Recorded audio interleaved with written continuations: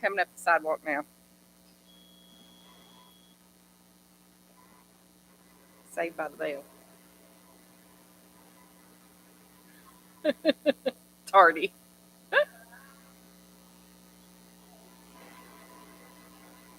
Yep. There's Polly.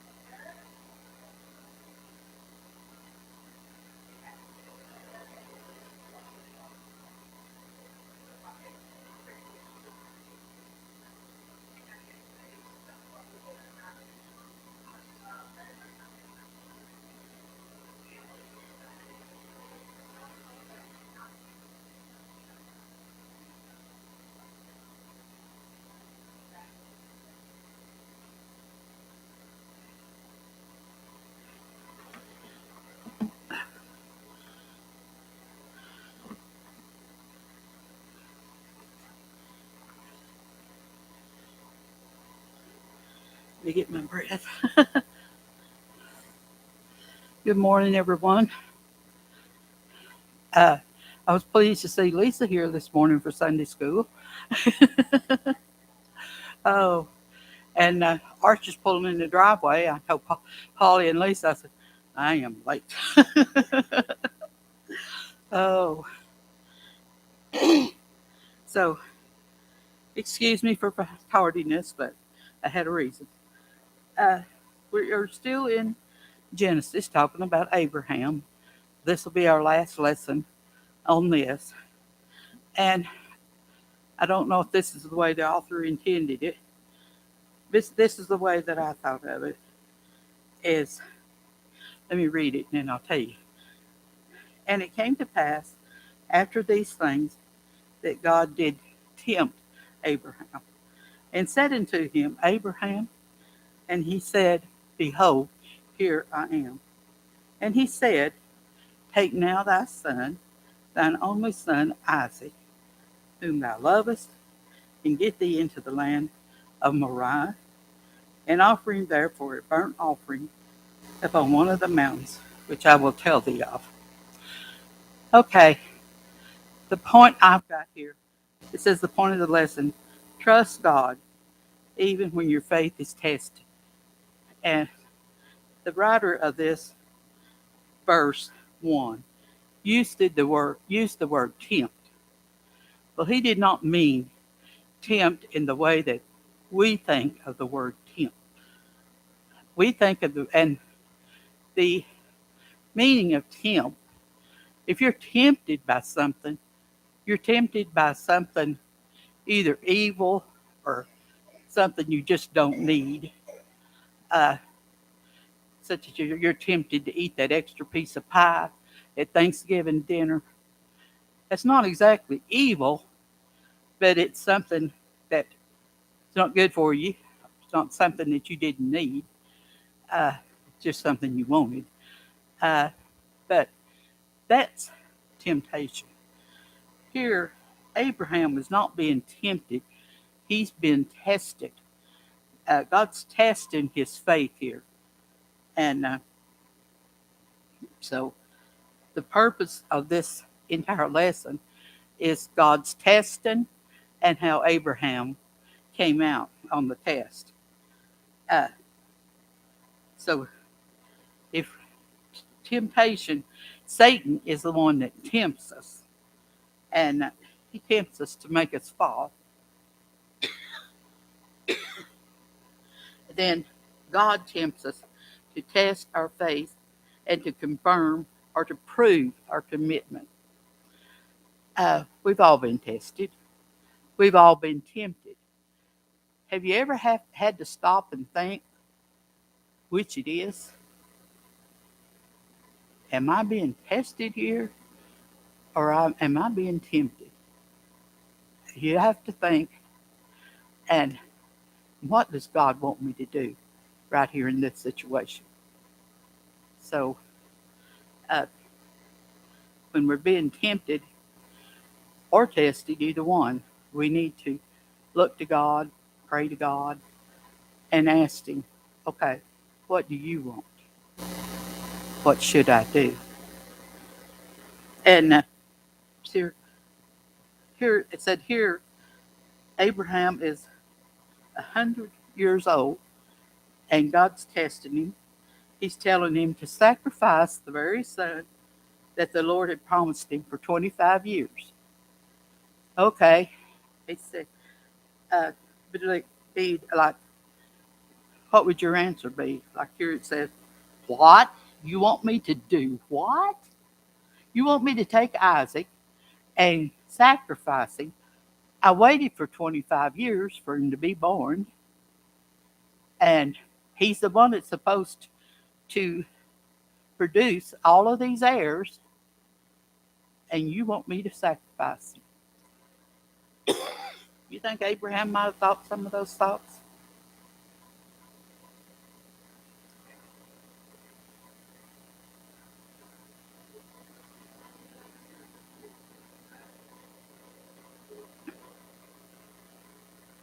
So he's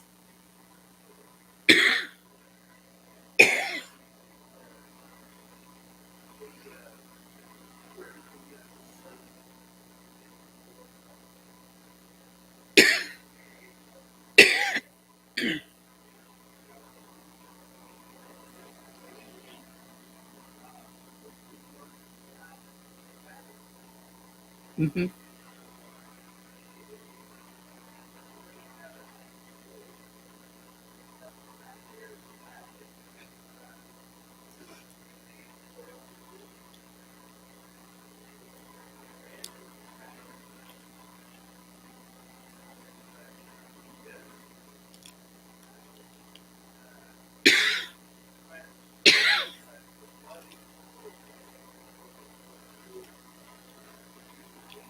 mm-hmm,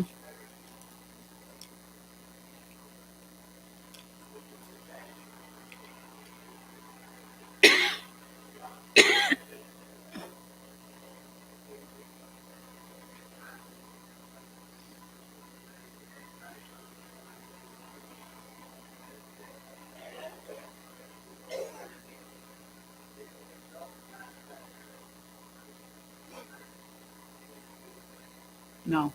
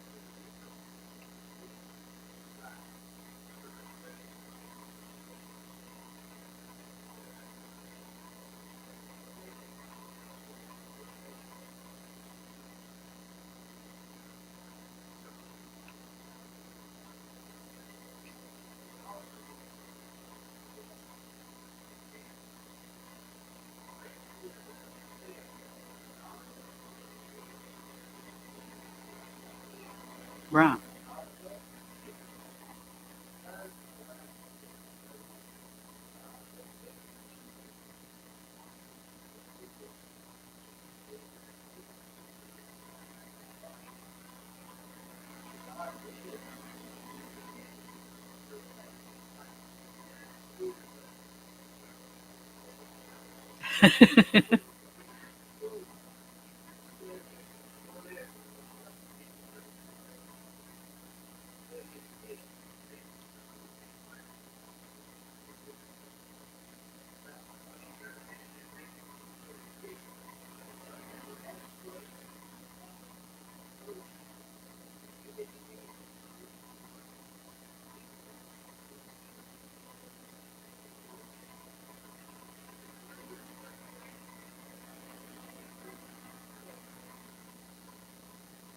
Right.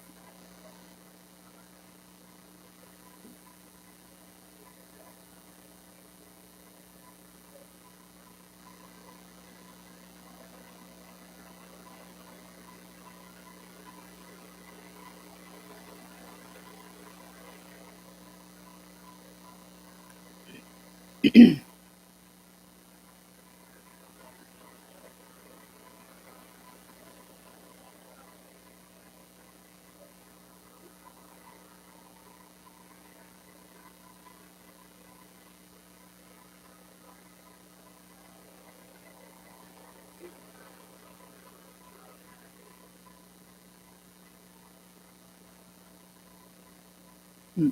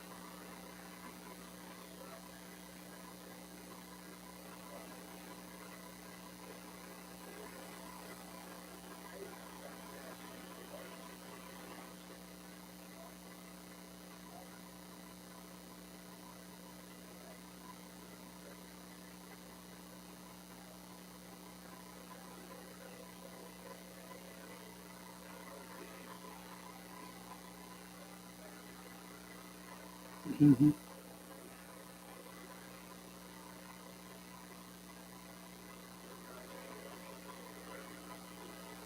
Mm-hmm.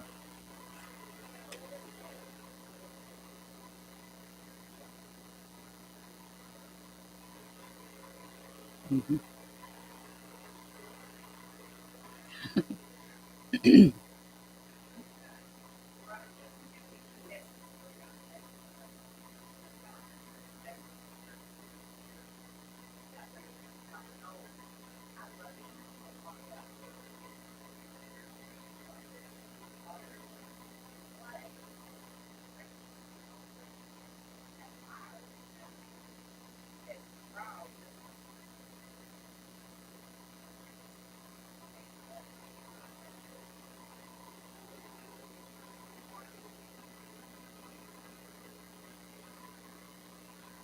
Lori, would you mind reading verses 3 through 10 for me?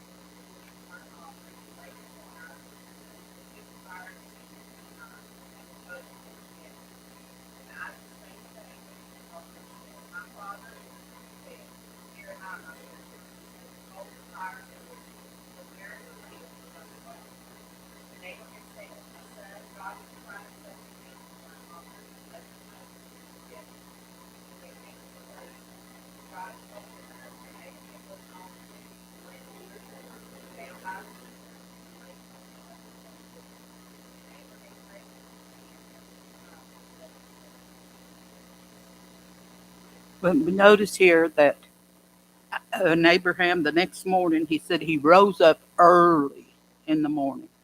So he didn't delay or sleep in or take time to think about it. He rose up early. and he knew what his task was, what he had to do. So he obeyed God immediately, and he took two of his young men with him and Isaac, and they gathered the wood and for the burnt offering. And anyway, they went to the place which God had told him where to go, to the Moriah, and said, then on the third day, Abraham lifted up his eyes and saw the place afar off. So they had to walk for quite a distance. Was it 40? Did I read 40 miles or did I dream that? But anyway, must have dreamed that maybe. But anyway, it took them 3 days to get there.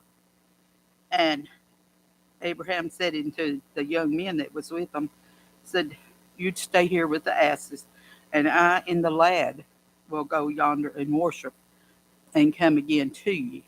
Notice he said, and come again to you. In his mind, I think that he thought that he might have to kill Isaac, but that God would bring him back. Or he knew that God was going to provide. In his mind, he knew that God was going to provide an opening somehow.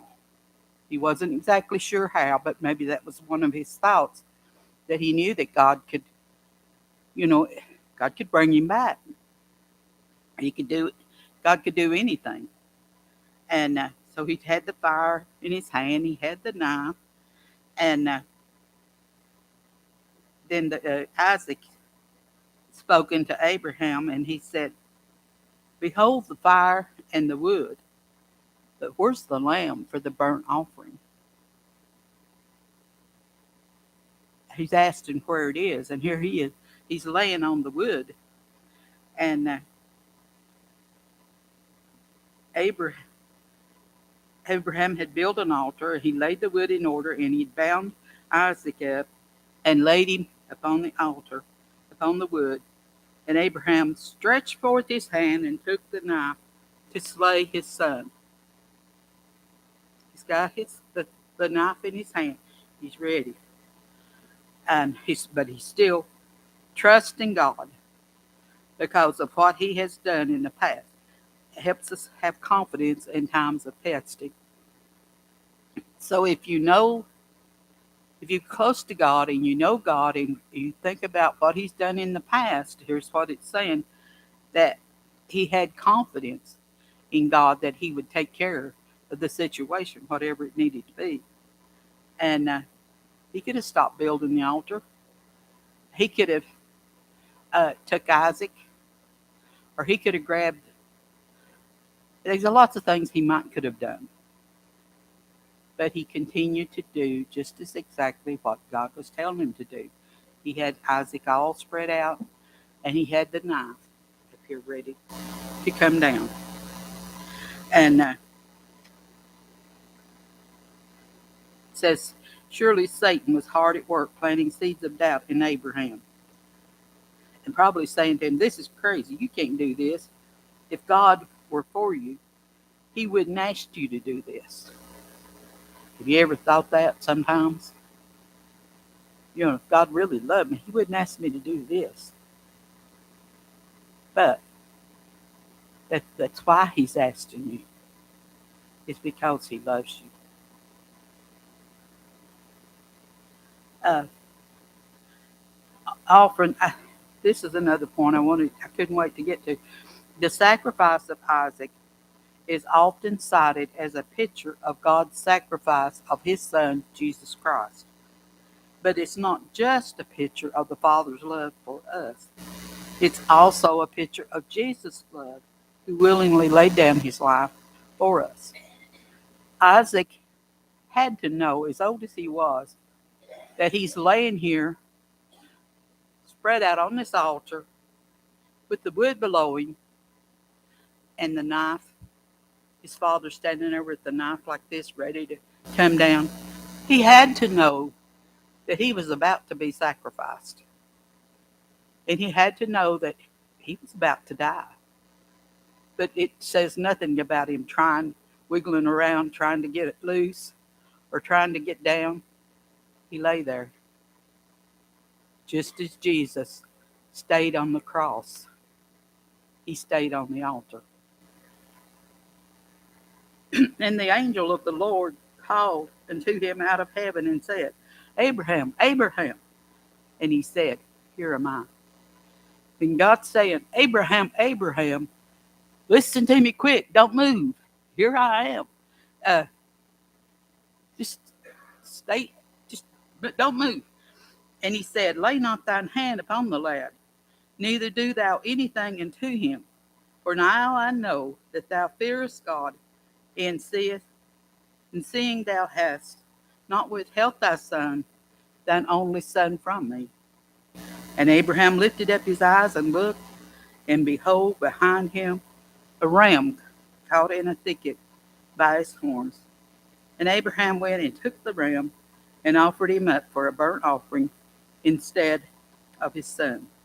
And Abraham called the name of that place Jehovah Jireh, as it is said to this day, In the mount of the Lord it shall be seen, or God will provide. God did provide the sacrifice. He provided the ram. And another thing I noticed, Abraham's son, his only son, he was prepared to sacrifice. God did sacrifice his son, his only son. So there's such a comparison here. If you think about the picture of, can you just picture Isaac laying there on that altar thinking, I'm a goner. It's time for me to go. Dad's going to sacrifice me right here on this altar. And then the ram shows up. First off, God hollers for Abraham, Abraham, Abraham. When he says that, it's time to listen. He says, Polly, Polly, you better listen fast. Don't take no time. Don't say, well, wait till I shampoo my hair or do this or other. You don't have time. And how many times has something come up? Well, as soon as I take a shower, I'll take care of that.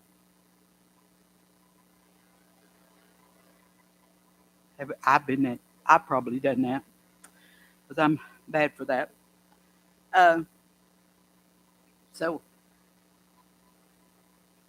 it says at this point, no one can question Abraham's faith.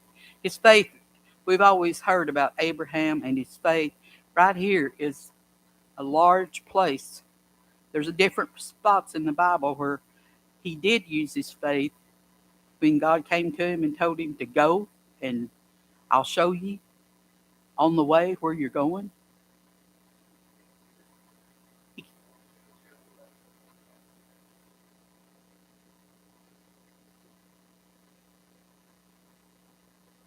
He was.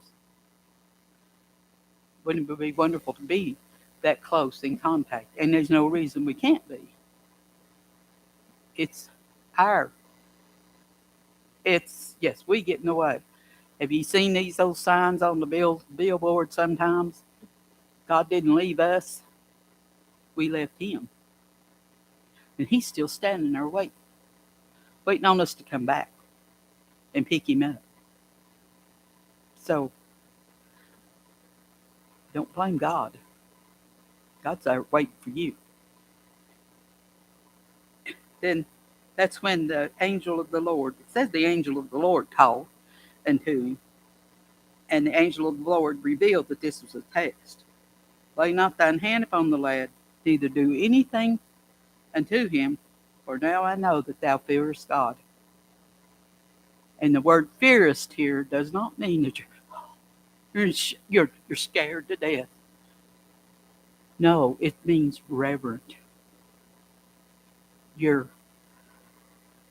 looking at God with complete reverence and love. And I think to me, the Bible, you could almost sum up the whole entire Bible with one word. To me, and that's love. God loved us He loves us so much that he sent his only son that we could be saved and join him in heaven someday. We're to love each other in the same way that God loves us. I'm supposed to love Melissa in an agape way, and Lord knows I do. Uh, and I enjoy loving and being loved. Because I know right here in this building, the people that are in this building love me more than anyone on earth. Because you have God's love, and you show God's love. And that's just my opinion, but sorry.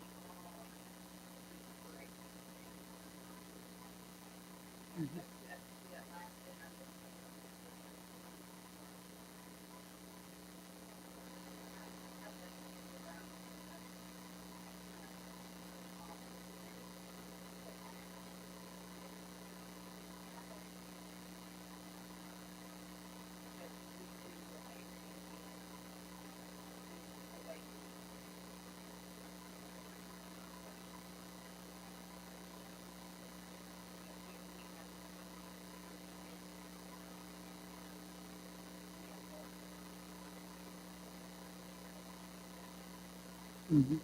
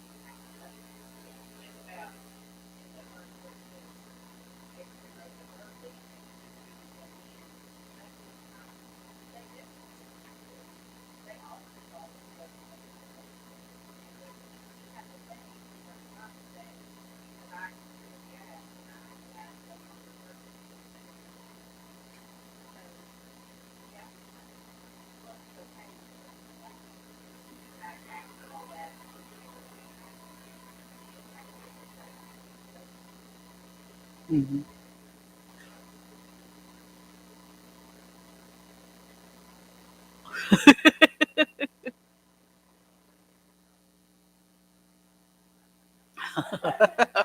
Ooh, we don't want to hear that.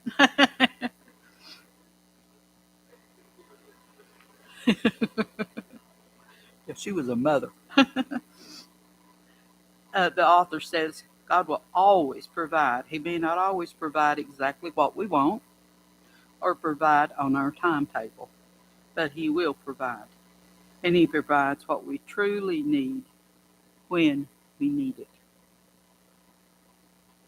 So, uh, may not be that Ferrari you want, but maybe an old beat up Chevrolet, but that's what you need. And I know I'm using layman's terms there, but uh, that's that old beat up Chevrolet will get you through. And in those moments when God doesn't provide what we think we need when we need it, trust Him. Trust that He has something even better planned down the road for us. Someday we won't need a Lamborghini or Yari or beat up Chevrolet. We'll be riding in chariots on streets of gold. And our time is each day is one day closer to the day that we're going to be riding those and around and walking in those streets. So just be thankful. I know this was the week for us to think about things that we were thankful for. I don't know how many did, or lots of us, we just eat the meal and don't forget about the thankfulness. But one of the things we can be thankful for is our families, our homes. Just think how many people in Knoxville, just Knoxville, does not have a home to live in, someplace to keep us warm. And I'm thankful that I have a home to be warm in. I've not always seen days like that. The, if any of you remember when it turned 23 below that time, Junior and I had just moved into this trailer. There was a lot of things wrong with it. We didn't pay much money for it, but there was a lot of things wrong with this trailer. One thing, the front door, the front trailer door. See those doors back there? How you can see light, but between the doors and the door frame. Well, we had that much, a little bit more, wider on that door. We had a little old uh, two-burner stack heater to keep us warm. Junior wore a toboggan that whole time and long handle underwear. I don't remember what I wore, but I remember curling up on the couch, all covered and bundled up. But we made it through. God, God brought us through it, and we weren't living that for God right then, but He still took care of us. He was. He was living for us, even though we weren't living for Him. But so you can see, imagine every one of you have some kind of a story like that, that you've gone through a hardship and made it. There's people didn't I hear 2,000 people or more on the streets of just Knoxville alone that have no home? Just be thankful we got one. We got a place to keep us warm. We've got our family. We've got our church family. We've got our church. And I pray, Father, that one of my prayers is this church will build. We need to rebuild because of COVID. There's a lot of people out there that's not able to get out, afraid to get out because of COVID. But I pray that somehow God will see a way, and they'll come back. That because they love God. And that's all I have to say, everybody. Do anyone else have anything to say?